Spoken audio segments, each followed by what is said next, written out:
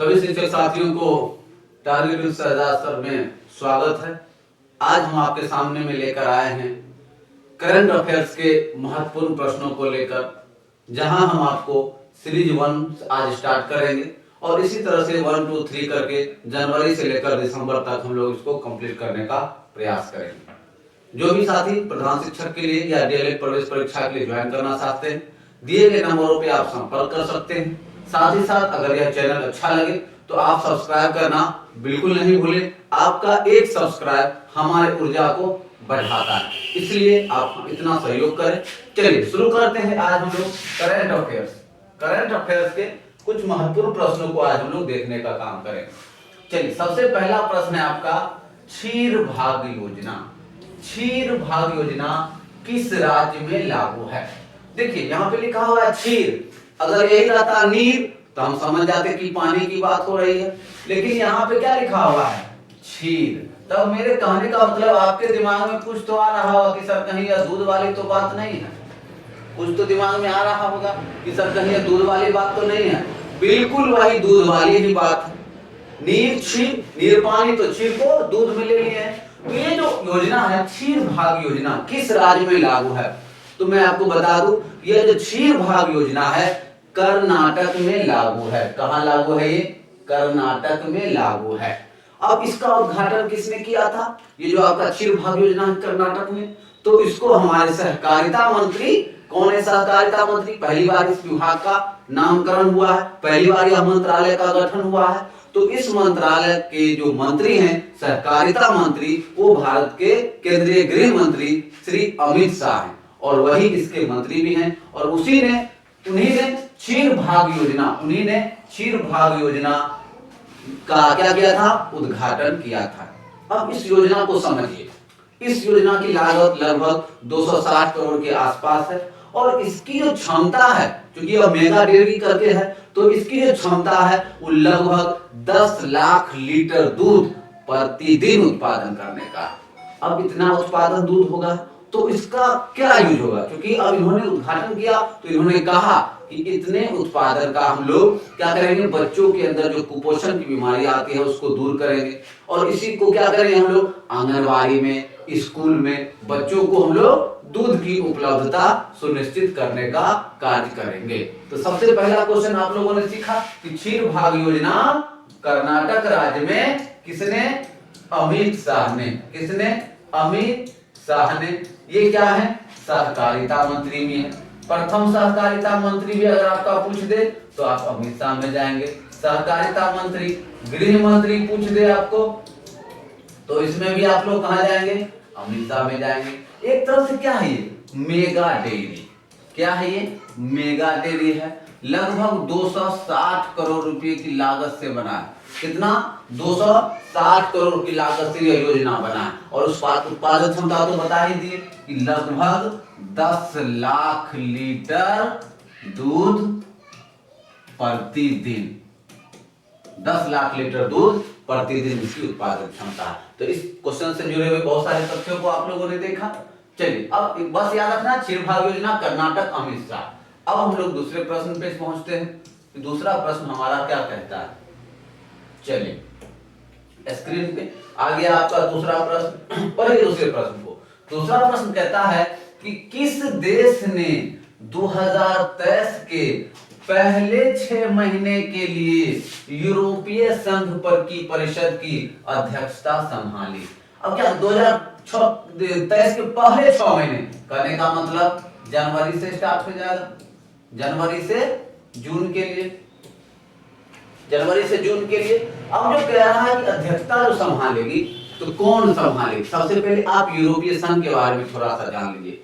यूरोपीय संघ जिसकी स्थापना 6 देशों ने मिलकर की थी 1 नवंबर 1993 ईस्वी को। इसको याद रखिए,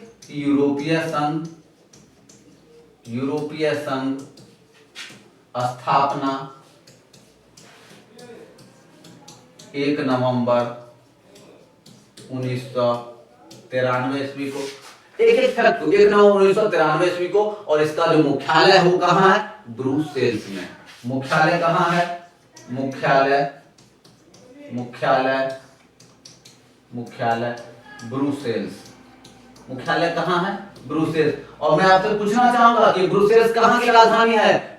बेल्जियम की राजधानी। कहाँ की राजधानी है? बेल्जियम की राजधानी। इसको भी याद रखने का काम कीजिए, बेल्जियम की राजधानी, बेल्जियम की राजधानी। क्लियर है? तो आप इसमें आप लोगों ने क्या देखा कि 2023 के पहले 6 महीने में सबसे आपने यूरोपीय संघ को देखा। स्थापना 1 नवंबर 1993 में, मुख्यालय ब्रुसेल्स जो बेल्जियम की राजधानी है।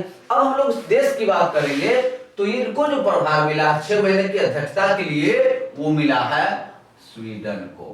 किसको मिला है? स्वीडन को मिला है। तो स्वीडन को 1 जनवरी से लेकर जून तक के लिए अध्यक्षता संभालने का काम करेंगे। वो कौन करेंगे?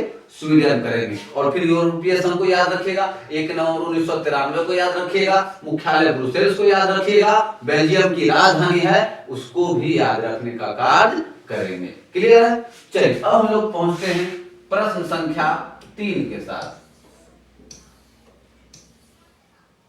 चलिए प्रश्न संख्या 3 हमारा क्या कहता है, इसको भी देखते हैं हम लोग। प्रश्न संख्या 3 हमारा कहता है कि किस संस्था ने Bharat interface for money Bhim app विकसित किया है? सबसे पहले तो हम लोग भीम के बारे में जान ले। तो नाम से ही स्पष्ट है, Bharat interface for money. Clear? ये तो आप जान गए कि भारत इंटरफेस फॉर मनी। अब देखिए, ऐसे भी हम लोग जानते हैं कि ऑनलाइन ट्रांजैक्शन का चलन कब से हो गया? जब हमारे मोदी जी ने नोटबंदी की घोषणा की। अब जब बात नोटबंदी की आती है तो एक प्रश्न यहाँ भी बन जाता है कि नोटबंदी की घोषणा कब हुई थी? नोटबंदी की घोषणा कब हुई थी? थोड़ा सा आप ही लोग बताइए, हम तो स्क्रीन पे लिख ही देंगे। नोटबंदी की घोषणा 8 नवंबर 2016 को हुई थी। कब हुई थी? 8 नवंबर 2016 को हुई थी। तो इसको याद रखिएगा। खैर चलिए हम आते हैं भारत इंटरफेस फॉर मनी में से हम लोग कि ये जो आपका भारत इंटरफेस मनी था, ये 30 दिसंबर, ये जो लॉन्च हुआ आपका 30 सितंबर 2016। कब लॉन्च हुआ भीम ऐप?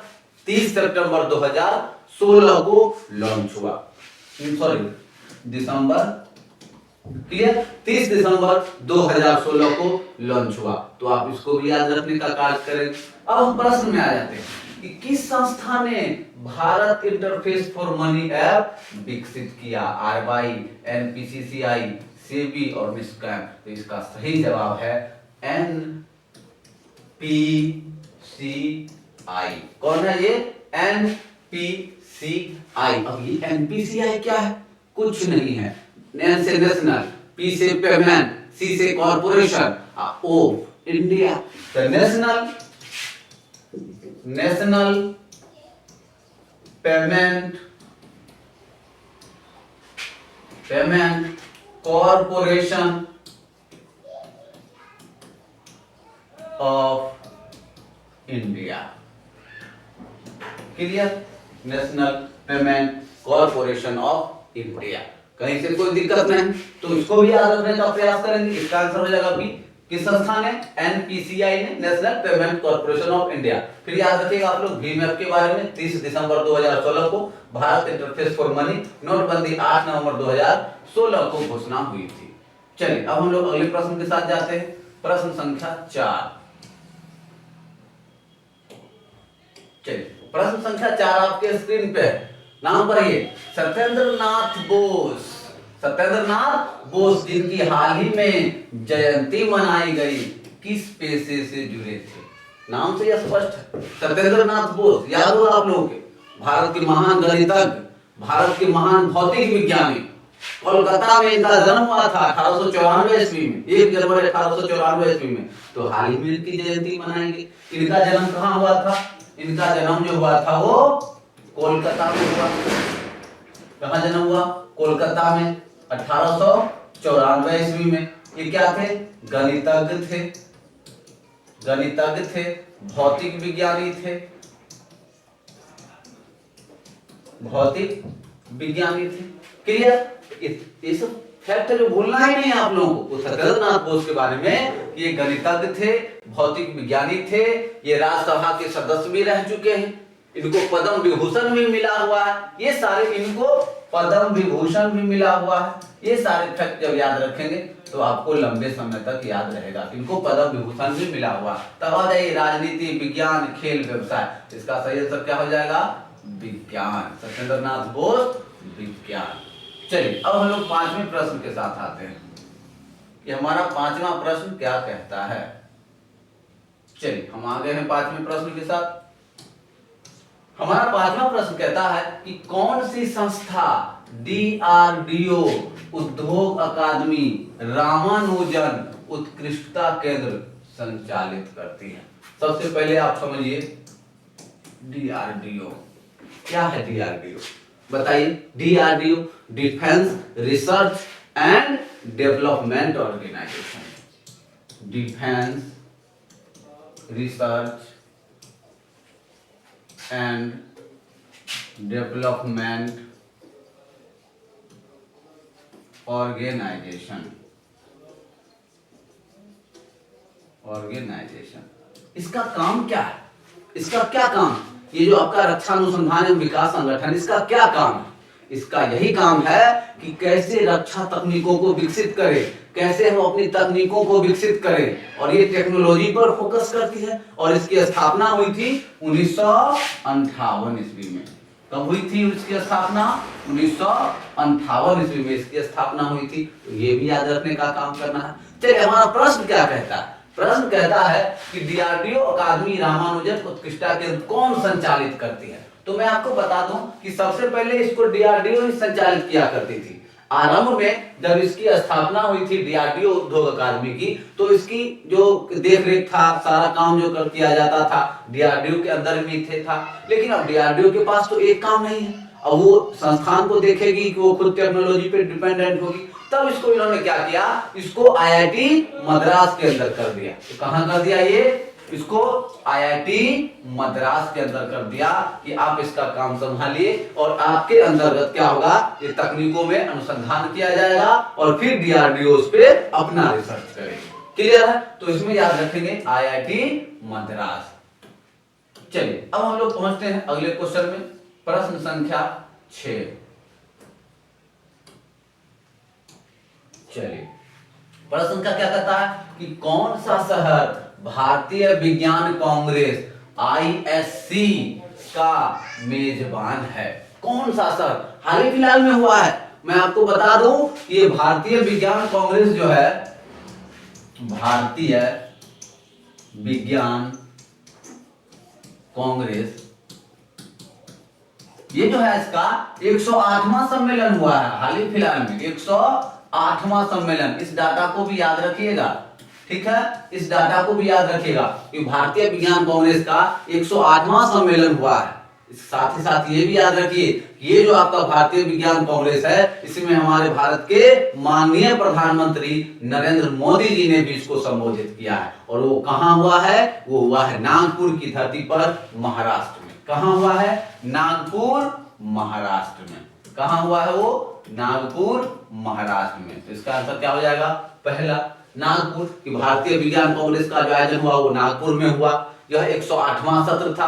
प्रधानमंत्री मोदी जी ने भी इसको संबोधित किया। तो आपको यह भी प्रश्न घुमा के आ सकता है कि हाल ही में प्रधानमंत्री मोदी जी ने नागपुर में किसे संबोधन किया, किस कॉन्फ्रेंस को संबोधित किया? तो भारतीय विज्ञान कांग्रेस। फिर पूछेगा ये कितवां सत्र था? तो ये 108वां सत्र था। इस तरह से पूछ सकता है। या भारतीय विज्ञान कांग्रेस का 108वां सत्र जिसे मोदी जी ने संबोधित किया वो कहां हुआ था? कहां हुआ?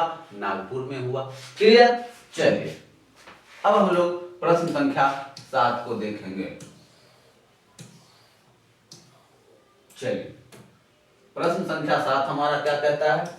प्रश्न संख्या 7 कहता है कि किस संस्था ने मेक इन इंडिया योजना का उल्लंघन करने वाले मंत्रालयों के प्रतिबंधात्मक मानदंडों को सूचीबद्ध किया है?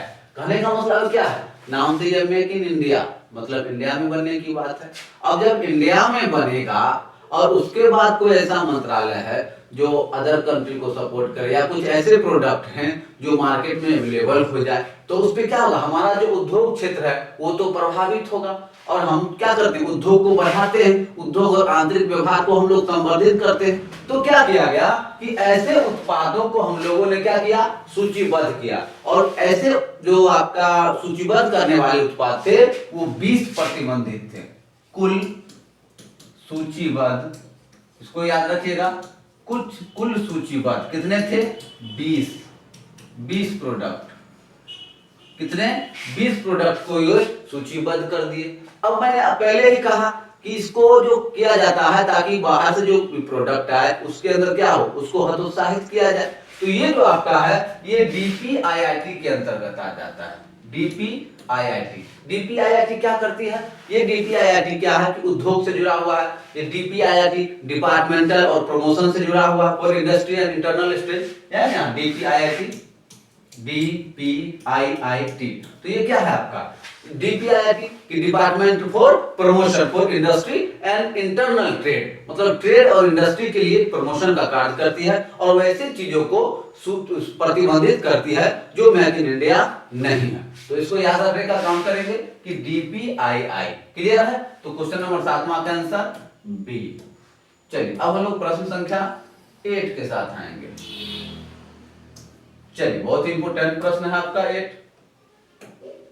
चलिए 8 हमारा क्या कहता है, 8 कहता है कि किस देश के वैज्ञानिकों ने पानी से सूक्ष्म प्लास्टिक को छानने के लिए एक नई तकनीक विकसित की है।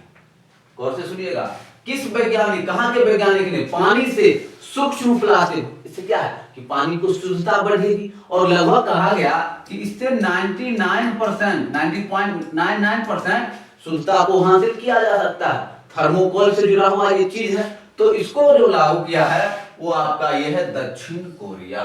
किसने, दक्षिण कोरिया। दक्षिण कोरिया के वैज्ञानिक ने एक ऐसा टेक्नोलॉजी विकसित किया जो जल शोधन प्रणाली के तहत कार्य करता है और जल की शुद्धता को 99.99 तक ले जाने का कार्य करता है। तो दक्षिण कोरिया को हम लोग याद रखेंगे। चलिए अब हम लोग पहुंचते हैं प्रश्न संख्या 9 के साथ। चलिए प्रश्न संख्या 9 हमारा क्या कहता है, प्रश्न संख्या 9 कहता है कि किस उच्च न्यायालय ने शहर सरकार को HIV पॉजिटिव व्यक्तियों को मुफ्त भोजन और चिकित्सा उपलब्ध सुनिश्चित करने का निर्देश दिया है। किस उच्च न्यायालय ने? सबसे पहले तो ये जान लीजिए कि मुफ्त चिकित्सा, मुफ्त भोजन देने इसलिए कहा गया है कि वो जो, ताकि वो जो रोगी हो, जो बीमारी हो, एक क्षेत्र तक सिमटे रहे, रोगों का फैलाव नहीं हो और सरकार उस पर अच्छे से कार्य कर सके और उस बीमारी को जड़ से खत्म कर सके। इसलिए हम मुफ्त भोजन और चिकित्सा की बात की है। वैसे जैसे ही हम लोग मुफ्त की बात करते हैं तो दिमाग में दिल्ली आ जाता है, हमारे केजरीवाल साहब आ जाते हैं। अक्सर दिल्ली में हम लोग को बहुत चीज मुफ्त मिलता है, चाहे वो बिजली की बात हो या पानी की बात हो। क्लियर है? खैर हम उतना दूर नहीं जाएंगे। तो कहने का मतलब जब दिल्ली की बात हो रही है तो हम लोग कहां पहुंच जाएंगे, दिल्ली उच्च न्यायालय में पहुंच जाएंगे। मुफ्त भोजन ट्रिक से भी याद रहेगा कि दिल्ली सरकार ने क्या किया, दिल्ली हाईकोर्ट ने फैसला दिया सरकार को कि आप जो ऐसे रोगी हैं, चाहे भी रोगी, उसको मुफ्त भोजन, मुफ्त चिकित्सा उपलब्ध करवाइए, ताकि क्या हो, कोई शिकायत से संबंधित जो भी कानून हो वो सारा वो हम पालन करवा सके। क्लियर है? तो इसमें आप लोग दिल्ली उच्च न्यायालय को याद रखिएगा। चलिए अब हम लोग करंट के साथ आखिरी क्वेश्चन में। अगर आप लोगों को वीडियो अच्छा लगे तो कम से कम सब्सक्राइब जरूर करें और हमारे हौसले को बढ़ाएं, ताकि हम फिर अगली बार आए तो एक अच्छे से प्रश्न को लेकर आए और इसी तरह से आप हमारा हौसला बढ़ाए रहे। और किन्हीं साथी को अगर कक्षा ज्वाइन करना हो, चाहे वो DLED प्रवेश परीक्षा से हो या प्रधान शिक्षक से हो, तो आप इस नंबर पर संपर्क कर सकते हैं। 8051 36 39 67। अभी हमारा चल रहा है बैच मात्र 600 रुपया, मात्र 600 रुपया अभी ऑफर प्राइस में चल रहा है। इसमें आप कंप्लीट प्रधान शिक्षक का कोर्स ज्वाइन करेंगे, कंप्लीट हेड टीचर का कोर्स आप लोग ज्वाइन करेंगे।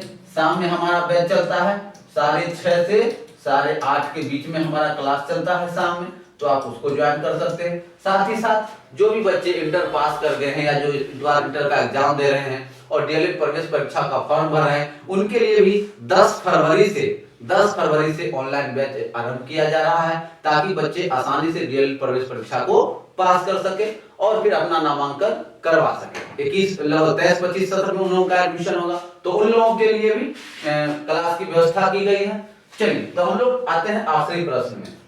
हमारा प्रश्न कहता है कि न्यूनतम सार्वजनिक शेयरधारिता एमपीएस मानदंड के अनुसार सभी सूचीबद्ध कंपनियों के लिए न्यूनतम सार्वजनिक फ्लोट क्या है। सबसे पहले ये जानिए सार्वजनिक फ्लोट क्या है। कहने का मतलब एक फ्लक्चुएशन है कि आप जैसे ये सबसे पहले तो ये जान लीजिए शेयर मार्केट से जुड़ा हुआ बात।